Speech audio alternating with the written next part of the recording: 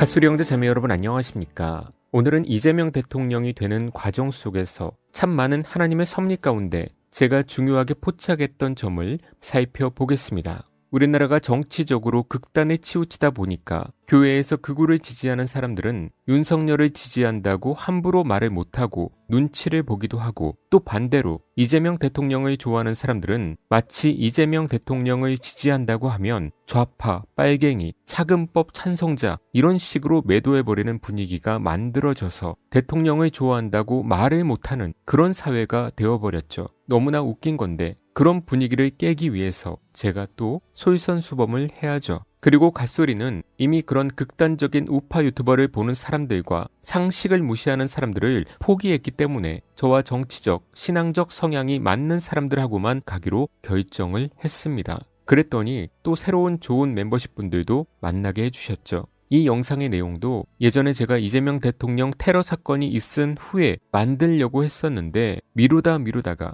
이제서야 만드는 것입니다. 한 번쯤은 돌아봐야 될 필요성이 있다고 생각했기 때문이죠. 12.3 내란만 봐도 지금 생각해도 끔찍했던 것이 정말 이것은 막기 힘들었을 수도 있었는데 여러 가지 우연 같은 일들이 많이 겹쳐서 계엄령이 실패로 돌아갔죠. 수많은 사람들이 어떻게 그 순간 집결해서 막을 수 있었는가? 또 군인들과 헬기들이 어떻게 조금씩이라도 지연이 돼서 시간을 벌어주었는가? 국회의원들은 어떻게 그렇게 순식간에 모일 수 있었는가? 왜 윤석열은 야당의 국회의원들이 자기 집으로 내려가서 계엄령을 더 쉽게 진행시킬 수 있는 주말을 버리고 평일에 계엄령을 내렸는가? 투입된 군인들이 흥분하지 않고 총알을 쓰지 않고 끝까지 참을 수 있었는가? 분명히 명령은 다 잡으라고 했는데. 이런 여러 가지 작은 도움들이 모여서 계엄령 초기 해제가 가능했던 것이죠. 어느 하나라도 빗나갔다면 어떻게 됐을지 모릅니다. 끔찍한 것이죠. 물론 이 가운데도 하나님의 섭리와 도우심이 있었지만 저는 작년에 이재명 대통령 테러 때에 놀랐으면서도 이것은 정말 하나님의 도움의 손길이 있었다라고 확신이 들었던 것은 왜 그러냐면 그때 영상을 한번 보겠습니다.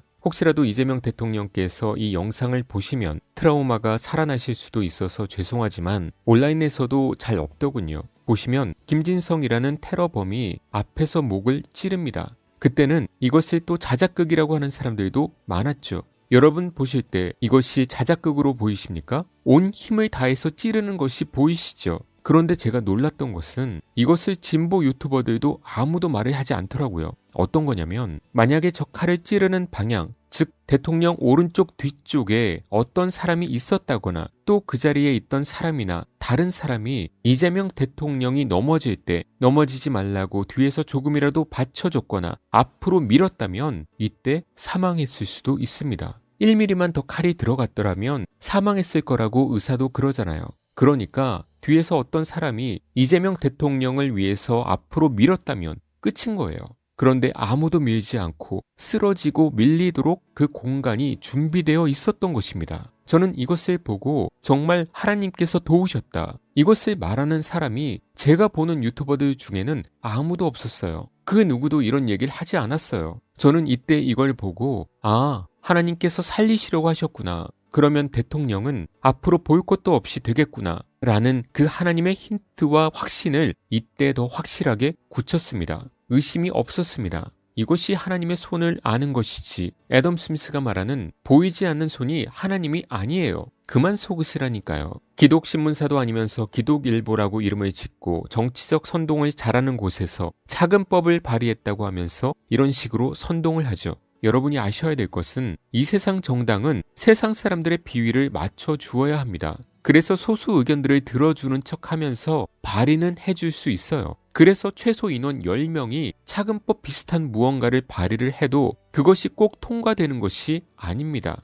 그냥 발의 정도는 하고 통과를 안 시키면 되는 거예요. 그런데 발의만 하면 마치 통과가 된 것처럼 난리를 치고 이런 발의조차도 못하게 하는 것이 하나님의 뜻처럼 생각하면서 나라가 망하든 말든 극우 정당을 지지하는 것이 그것이 극우입니다. 극우 목사라는 의미를 모르시는데 그렇게 다른 국가의 사정을 아무것도 안 보고 하나만 살피면서 무조건 그런 정당을 지지하는 것이 극우예요. 하나님의 뜻을 위해서 어쩔 수 없이 한다. 그런 핑계 대지 마세요. 그것은 그분들 생각이고 타협과 대화로 해결할 수 있는 것이죠. 강경하게 해서 통과되지 않게 하는 것이나 상식적으로 부드럽게 대화해서 통과되지 않는 것이나 하나님께서 이루어가시는 것은 똑같습니다.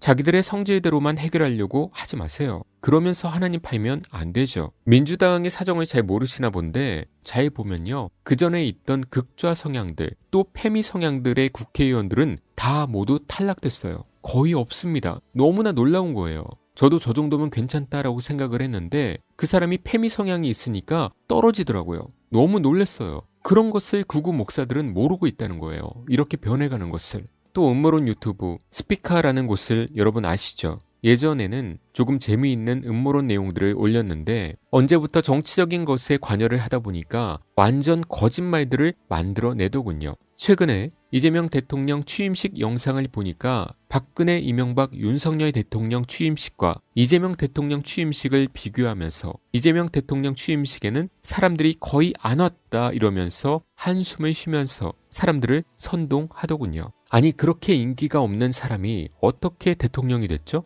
부정선거라고 또 선동하겠죠. 이것이 왜 거짓말이냐면 취임식의 손님들을 초청하지 않았어요. 사람들을 전혀 초청하지 않고 간단하게 취임 선서만 한 것입니다. 그러니까 실용주의라고 하죠. 만약에 정식으로 했으면 미어 터졌겠죠.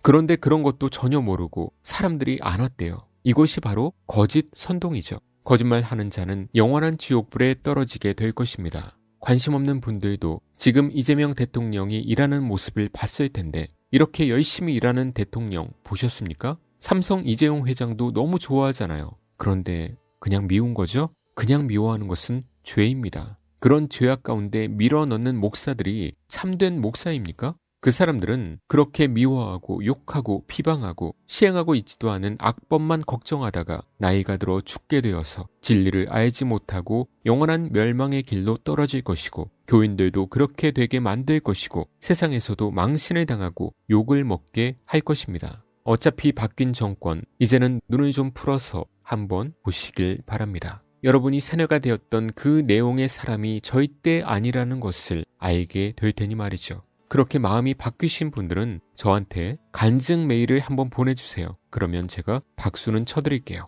제가 볼 때는 앞으로 이재명 대통령 같은 환경에서 대통령이 나오기는 정말 힘들 것입니다. 체력도 대단하고 지적 호기심과 추진력도 대단해서 아무나 그렇게 따라할 수가 없습니다. 대통령이라는 자리는 그렇게 폼 잡고 있는 곳이 아니라 이렇게 모든 분야에 관심을 갖고 추진하는 사람이라는 것을 여러분이 직접 보시면서 확인하시는 그런 시기가 되었으면 좋겠습니다. 사람 자체를 왜곡하면 안 되죠. 이재명 대통령께서도 화합하는 나라, 안전한 나라를 만들어주시고 너무나 현숙하신 김혜경 여사께서도 개신교인이라고 알고 있습니다. 많은 구구 교인들이 걱정하는 교회의 자유와 예민한 젠더 문제들도 잘 지켜주시면서 원하시는 국가를 만들어 가시길 주님의 이름으로 기도드립니다.